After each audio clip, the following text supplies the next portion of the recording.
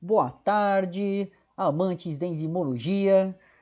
Eu sou o Fernando Genta e essa aqui é uma aula, pesquisador da Fiocruz, do Rio de Janeiro. E essa aqui é uma aula da pós-graduação do Instituto Oswaldo Cruz, da disciplina Fundamentos de Enzimologia. O tema da aula de hoje é ensaios enzimáticos e a gente vai retomar alguns conceitos das aulas anteriores da disciplina. Vamos começar, né?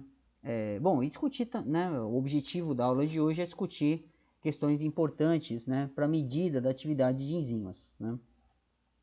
Depois a gente vai instrumentalizar isso. Eu quero começar resgatando um pouco esse conceito aqui, o modelo de reação simples que a gente vai utilizar.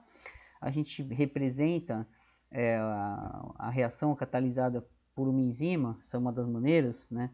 Transformação de um substrato em um produto, né, em uma molécula de produto. Essa reação ocorrendo na presença de uma enzima, sinalizada pela letra E.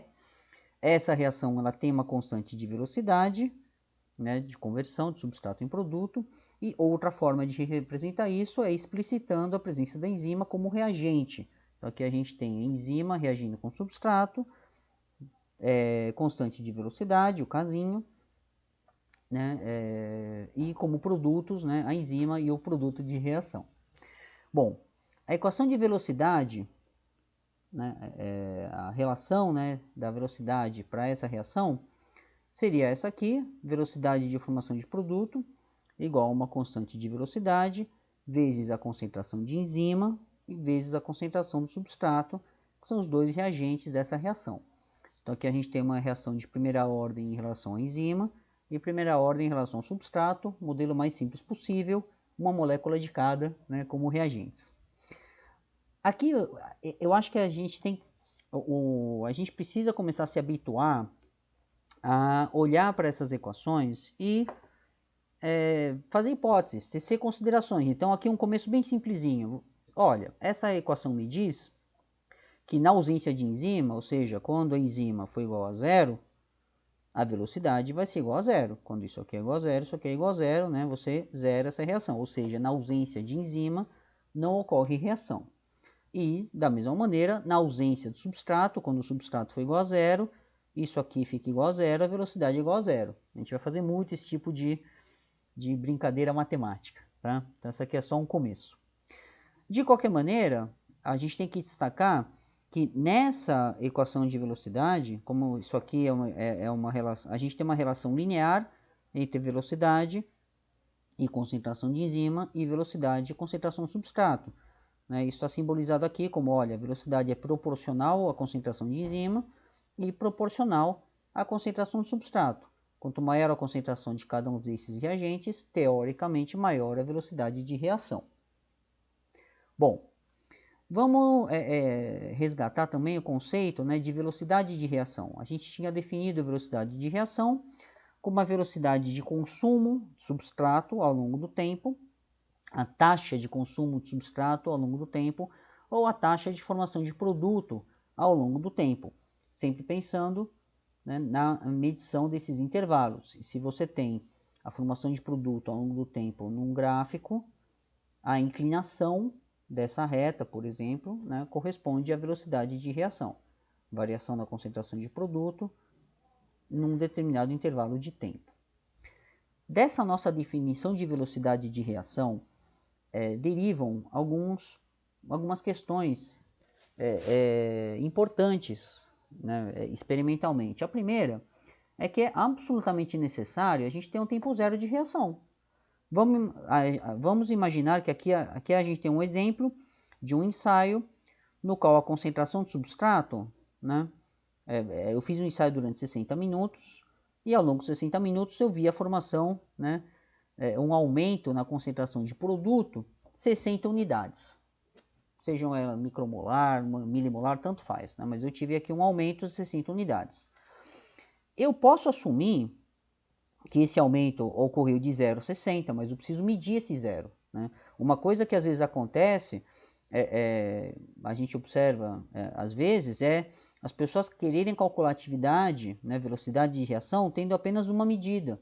Né? Você fazer uma incubação, medir a concentração e falar, olha, e assumir que todo esse produto foi formado nesse intervalo de tempo. o risco que a gente corre ao fazer isso é assumir que no tempo zero a concentração de produto é zero. Nesse exemplo aqui à direita, a gente tinha uma concentração de produto, sabe-se lá por que razão, no tempo zero, no começo da minha reação, não era zero. Ou seja, o meu incremento, a taxa de formação de produto nesses 60 minutos, na verdade, ele é muito menor. Isso acontece quando a molécula de produto é uma molécula... Bom, isso pode acontecer se a molécula de produto for uma molécula que ocorre em condições fisiológicas. Quando você produz um extrato, um extrato de um tecido, um homogenato, então você está trabalhando com algum material biológico que pode ter um pouco dessa molécula. Tá? Esse é um exemplo, mas outras situações também a gente pode ter esse tipo de problema. Ou seja, para a gente medir o incremento de produto ao longo do tempo, é necessário conhecer o ponto de partida. Então é fundamental a gente ter uma medida inicial da reação.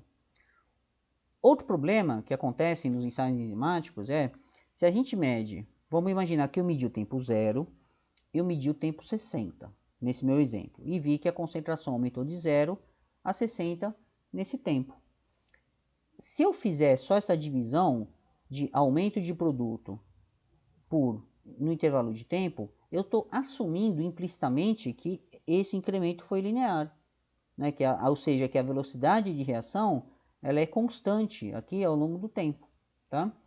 Só que isso pode não ser verdade. Em algumas situações eu tenho variações de concentração de produto ao longo do tempo que são curvas, né? Seja uma curva, né, acima, né, da reta ou, né, uma curva abaixo da reta. As duas coisas podem acontecer. Ou seja, se eu trabalhar só com esses dois pontos, eu corro o risco de assumir que eu estou medindo uma coisa que, na verdade, está se comportando de outra maneira. Então, eu preciso tomar muito cuidado.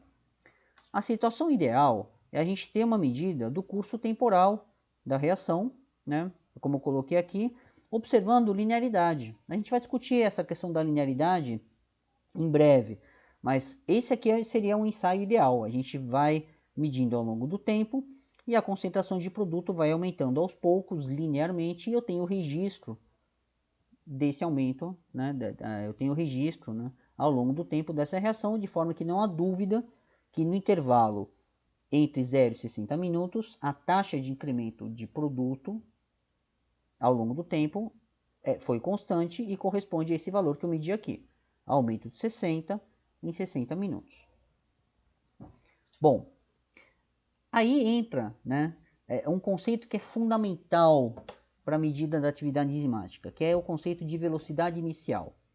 Vamos retomar um pouco a nossa equação aqui, né, que é a velocidade de produto é igual a constante vezes enzima vezes substrato. Isso aqui a gente já discutiu, né, se cada um deles for igual a zero, a velocidade é igual a zero, mas existe uma situação particular que eu posso imaginar, que é essa aqui. Vamos imaginar que a concentração de substrato seja constante, ela não varia. Isso significa que fazendo o rearranjo aqui na minha equação, né, trocando aqui o lugar de substrato de enzima, eu vou ter a velocidade da formação de produto vai ser igual a multiplicação de duas constantes vezes a concentração de enzima. Eu posso até agrupar essas duas constantes aqui, se eu imaginar que a concentração do substrato não varia, multiplico por uma constante intrínseca, isso aqui é um valor constante, que eu mostrei aqui como se fosse esse K', né? E aqui a gente tem essa relação de que a velocidade de formação de produto ela é igual a uma constante vezes a concentração de enzima. Isso significa que se a concentração do substrato for constante, a a velocidade de formação de produto ela é diretamente proporcional à concentração de enzima. Ela pode ser usada como um indicador da quantidade de enzima que eu tenho no meu meio reacional. Isso aqui é uma maneira de representar isso. Então, imaginando que todos esses ensaios aqui, eles têm a mesma concentração de substrato e a concentração de substrato não variou, ela se manteve constante ao longo do tempo, eu posso dizer que ensaios que têm uma inclinação maior, né, uma velocidade de reação maior, têm uma concentração de enzima maior. Ensaios que têm uma velocidade de formação de produto menor, uma inclinação menor, ou uma taxa de formação de produto ao longo do tempo menor, tem uma menor concentração de enzima. E a relação, ela é proporcional, né? Quanto maior a concentração de enzima, maior a inclinação dessa reta aqui, maior a velocidade de reação, e isso é proporcional. Dessa maneira, o que se pode fazer é usar a velocidade de formação de produto como uma medida indireta da concentração de enzima. Isso e esse acaba sendo o padrão quando a gente faz as medidas de atividade enzimática. A gente se refere à velocidade de formação de produto como a quantidade, né, como uma medida indireta da quantidade de enzima que eu tenho na minha reação. Tá?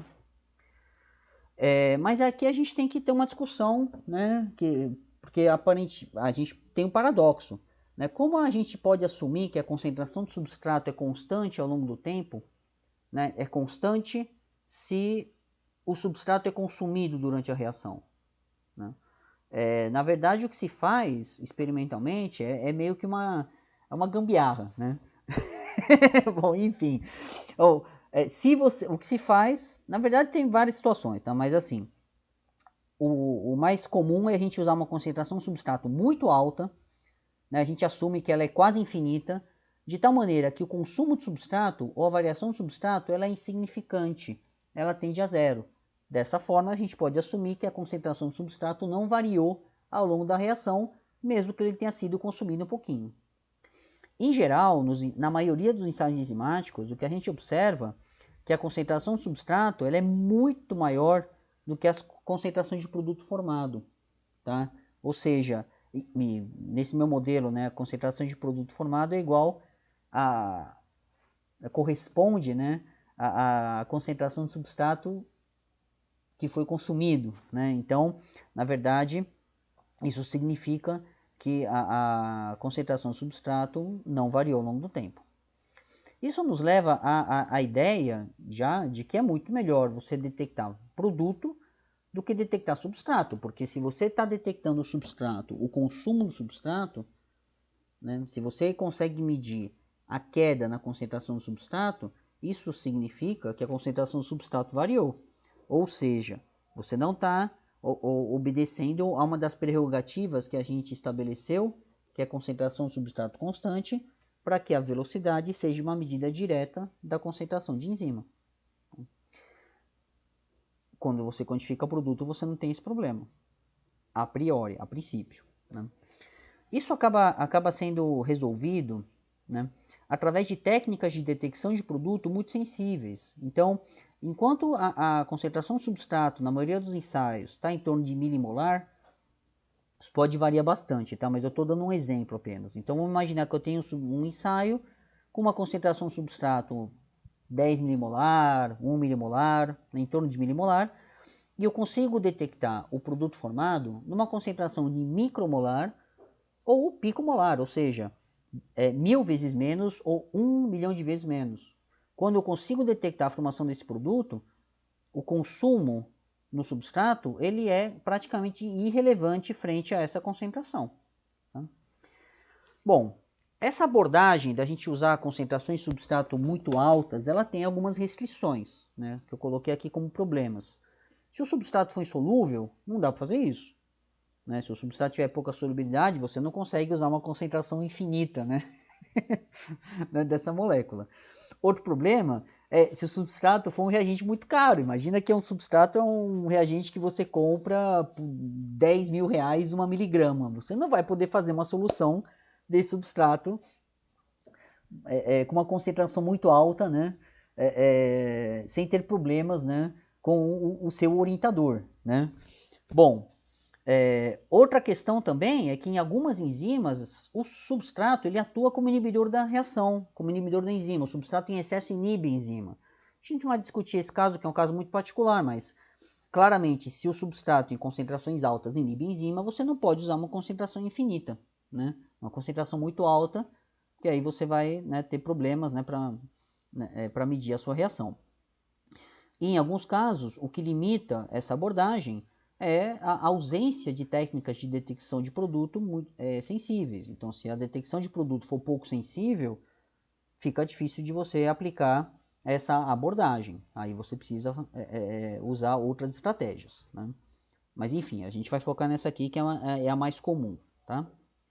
Bom, e é uma abordagem inicial também, né?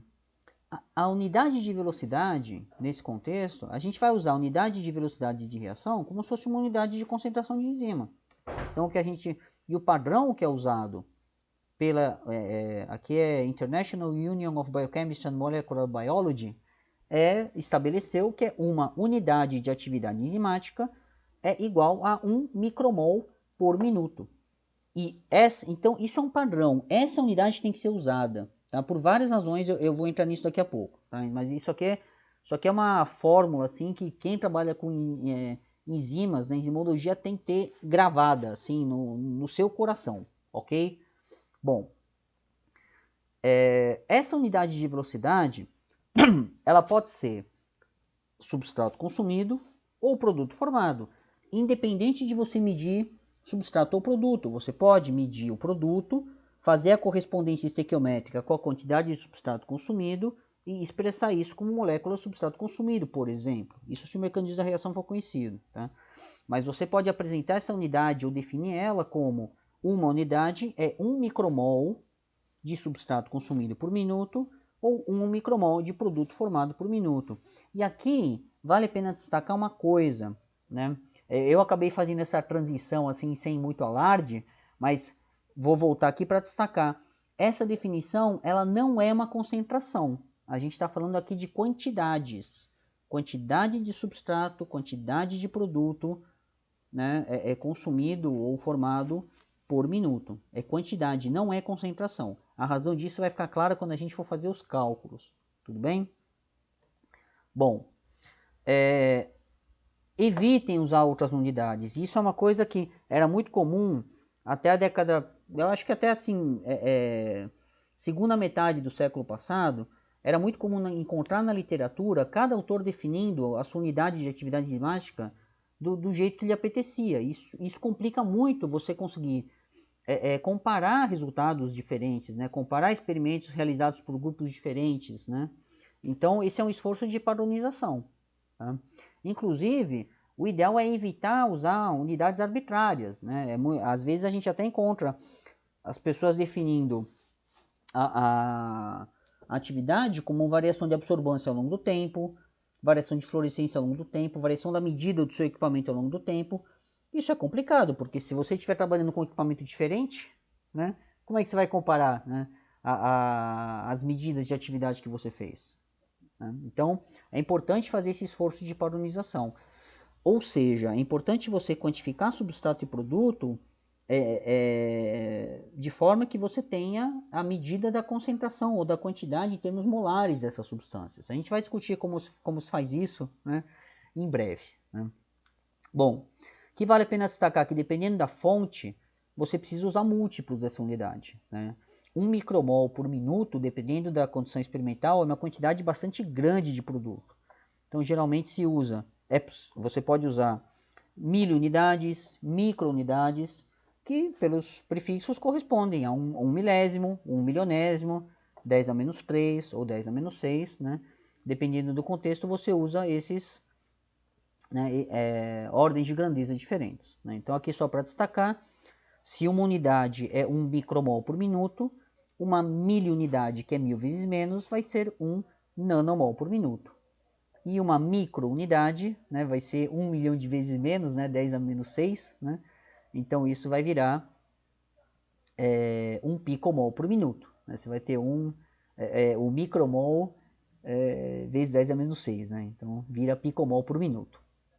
É fundamental, depois que a gente faz o experimento, dependendo do design experimental, você não vai ter, né, quantificação, né, você não vai ter os seus parâmetros, né, de acordo com essa recomendação da IUMB. Né? Dependendo da enzima, você precisa fazer ensaio ao longo de horas, às vezes até ao longo de dias. Mas quando você for fazer as contas, apresentar os seus resultados, é importante converter essa unidade de tempo para minutos. Mesma coisa vale para quantidade de substrato consumido ou quantidade de produto formado. Se a concentração do substrato ou produto tiver em porcentagem, em grama ou miligrama, é importante, né, converter isso para quantidades molares, para poder usar a unidade da IUBMB. Às vezes é impossível fazer isso, porque o substrato é um polímero, ou o produto pode ser um oligômero, uma molécula que tem uma estrutura que varia. Então aqui a gente tem uma massa molecular que ou não é conhecida ou é variável. Nesse caso, o que se faz é usar ou a quantidade de produto, né, se o substrato, né, tiver uma massa molecular variável, né, massa molar variável, ou então você relaciona quantos grupos químicos, a quantidade molar de grupos químicos que foram transformados.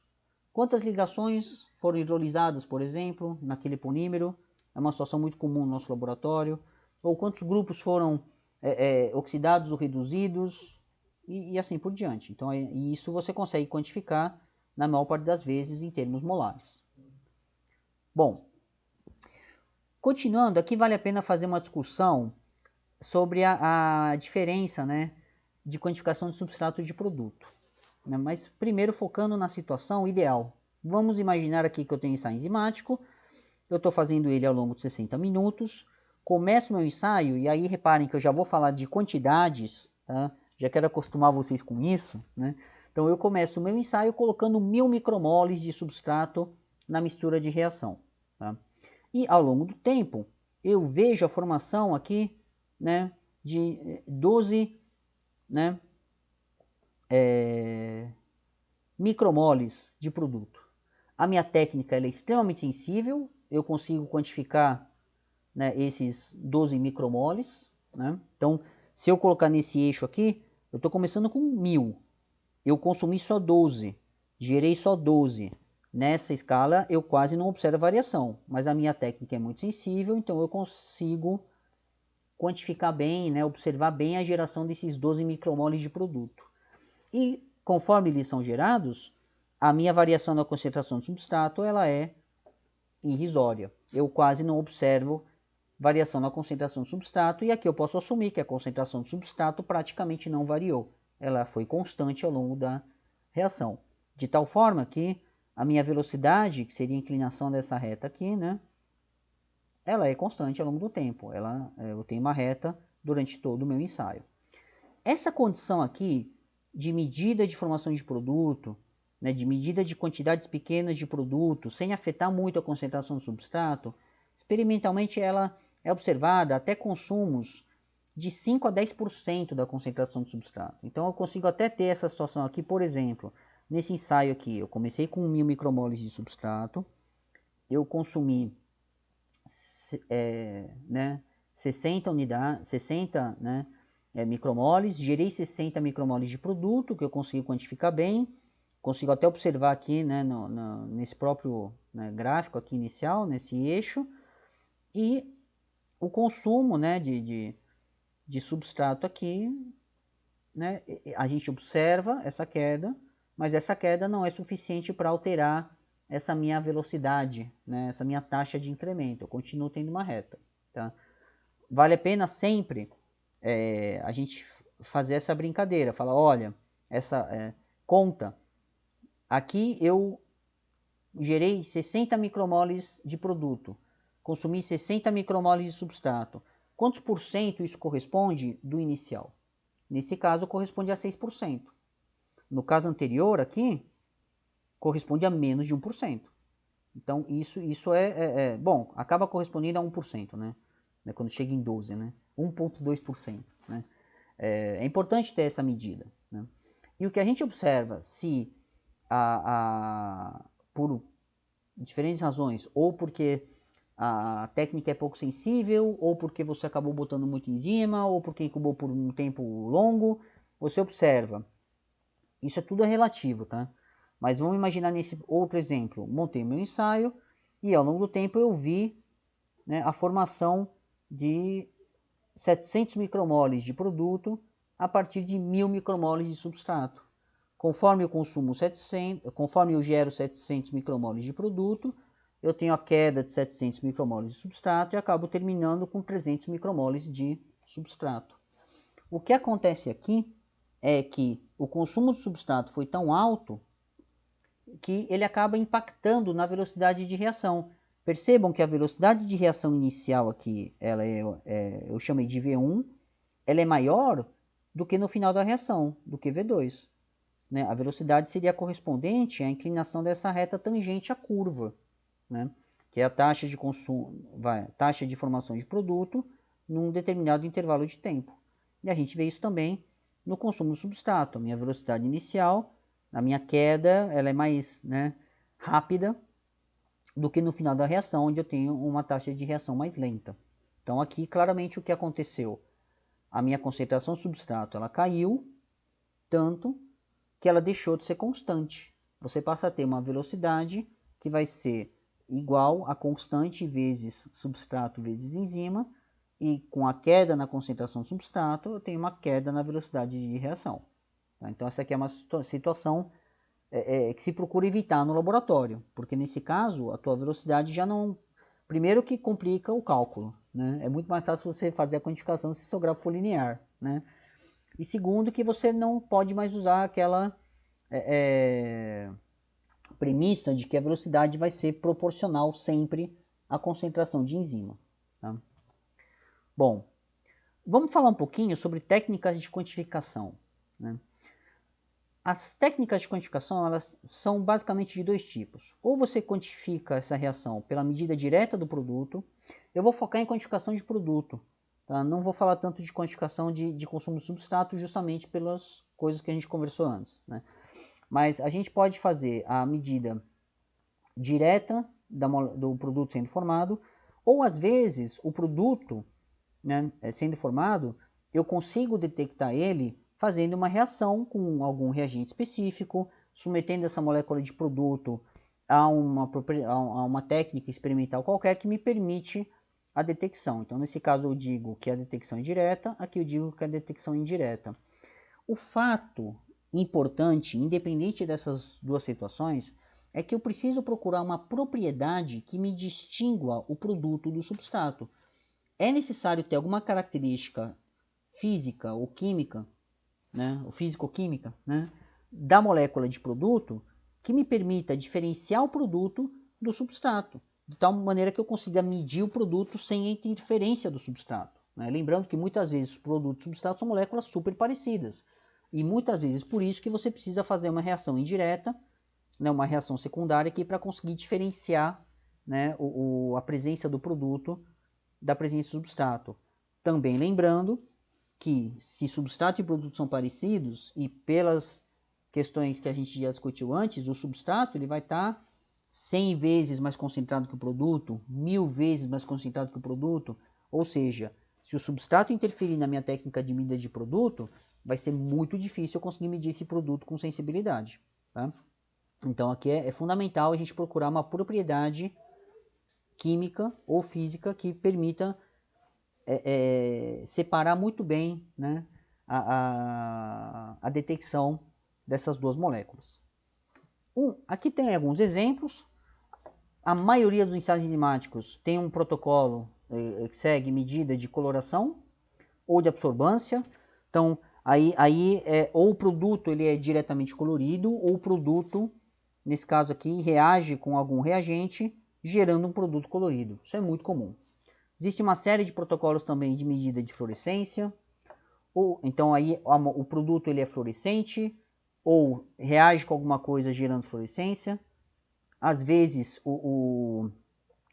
tem até alguns ensaios, né, que são chamados de fluorescência apagada, que o substrato ele tem um quencher, e aí quando você tem, né, a ação da enzima você libera a fluorescência, mas de qualquer maneira você usa a fluorescência para distinguir produto de substrato. Também existem ensaios luminescentes, existem ensaios onde a gente mede a diferença de condutividade, existem ensaios onde você explora diferenças de solubilidade entre substrato e produto, e aí através dessas diferenças de solubilidade você consegue, através de uma extração com algum solvente ou alguma, né, separar os dois e quantificar o produto sem interferência do substrato. Em alguns casos é utilizado comportamento cromatográfico, ou seja, você pega a sua mistura de reação, submete a uma cromatografia. A gente vai ter uma aula só sobre cromatografia de proteínas, né? Mas enfim, eu estou assumindo que vocês sabem do que se trata, né? Mas você pode submeter o resultado do teu ensaio enzimático a uma cromatografia ou a uma eletroforese, separar substrato de produto e detectar o produto isoladamente, sem interferência do substrato. Tá? E aí, bom, enfim, aí a quantidade de técnicas é enorme. Eu só quero destacar esse tipo de estratégia. Né? Eu vou exemplificar isso com a colorimetria, que é uma das técnicas mais comuns para medida de atividade enzimática. Na colorimetria, o princípio de detecção do produto, né, é descrito com esse termo aqui de band shift, né, que é mudança na banda de absorção da molécula. Então, imaginando aqui nesse exemplo, que eu faço o espectro de absorção de substrato e o espectro de absorção de produto. E aí eu observo que, olha, substrato e produto absorvem em comprimentos de onda muito diferentes. Então aqui no eixo Y tem absorbância, que varia em função do comprimento de onda da luz. E aí então o conceito de band shift é justamente esse. Quando eu comparo o substrato com o produto, estou imaginando que a minha enzima ela transforma o substrato em produto, eu vou ter uma molécula que tem um comportamento de absorção da luz completamente diferente. Isso pode ser apresentado de outra maneira. Então, nesse gráfico, o que eu coloquei? A gente tem aqui a medida da absorbância na minha mistura de reação ao longo do tempo. Então, a gente pode imaginar que no começo eu tenho uma concentração de substrato muito alta e uma concentração de produto que é zero. Conforme o tempo passa, então essa flechinha aqui está indo para baixo, essa flechinha está indo para cima. A concentração de substrato ela diminui ao longo do tempo. Então eu vou ver uma queda na absorbância que corresponde ao desaparecimento do meu substrato, ao consumo do meu substrato. E nesse comprimento de onda, que é onde o produto absorve, eu vou ver um aumento na absorção que corresponde à formação de produto, à geração de moléculas de produto que absorvem nesse comprimento de onda no qual o substrato não absorve. Ou seja, eu consigo medir ao longo do tempo a geração de produto, fazendo a medida da absorbância nesse comprimento de onda, sem ter interferência nenhuma da presença do meu substrato que absorve nesse outro comprimento de onda aqui. Se eu for colocar isso aqui num gráfico de outra maneira, colocando o tempo, eu teria isso aqui.